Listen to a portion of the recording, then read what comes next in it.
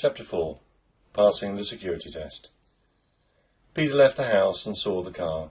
It was parked in exactly the same place he had seen it last night. Gingerly he opened the door and was shocked to see a rather severe-looking middle-aged woman. She sat there with a laptop balanced on her knees. She looked as if she had come from another era, dressed for a 1950s British drama, where she played the librarian. "Ah, good. Please get in, Mr. Byte," she said, in the same clipped tone as Fintel. She added a rather false smile. "I'm Melissa Nye. Please call me Melissa. I'll be accompanying you for this part of the journey." Peter climbed in, closed the door, and the car moved smoothly off. He turned in his seat and watched his old home recede into the distance, unsure how he felt about what he had just left behind, and nervous about what the future held for him. He faced forward once more. Melissa looked at him intently. "Now, Mr. Byte," she said with the same unamused smile, "let's sort out some paperwork, shall we? Your name is Mr. Peter Byte, and you used to work as a museum assistant in the town you call Eye Dunnow, is that correct?" Yes," said Peter. She typed a few things into the laptop, then looked up again. "I can't use your old security details as Peter.Byte, because that email address is still valid. As soon as you use it, you'll be traceable." She peered at the screen again. "So I'll set you up as a new user. Is Michael Cobb an acceptable name?" "I suppose." Peter was only half listening. He looked out of the window as his last view of the sea as they turned inland back towards his old life. "Here's your ID. Keep it with you at all times." Peter took the card and added it to his wallet. "Now, your password. Something secure, please." "How about password?" suggested Peter.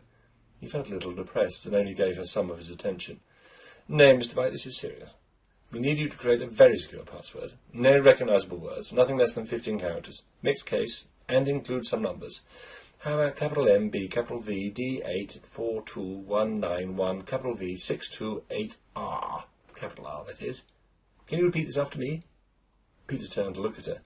"Now, after me," she said in her librarian voice. "Capital M, B, capital V, D." "I can promise you that I'll forget that password within 2 minutes of learning it.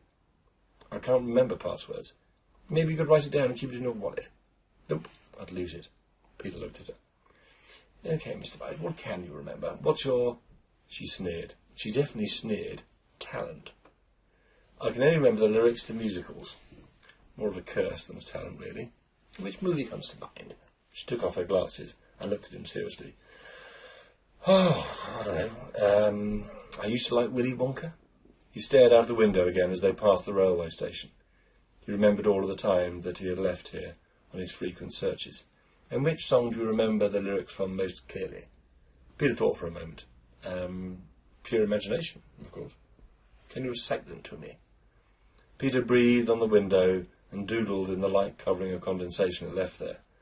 "Well, the chorus goes, 'Come with me and you'll be in a world of pure imagination.' I loved that as a child. Still do, really." He saw that he had drawn a face and quickly rubbed it clear. "The best passwords, Mr. Byte, are those which are memorable, around 15 characters long, and are not a single word, contain a mixture of uppercase, lowercase, and some numbers. Can you tell me the first letter each word of those lyrics?" Peter thought for a moment and said, CWMAYBIAWOPI. Melissa tapped the keyboard. "You start each line with a capital," she said. "So, capital CWM, capital AYB, capital IAWOPI. Still only 12 characters.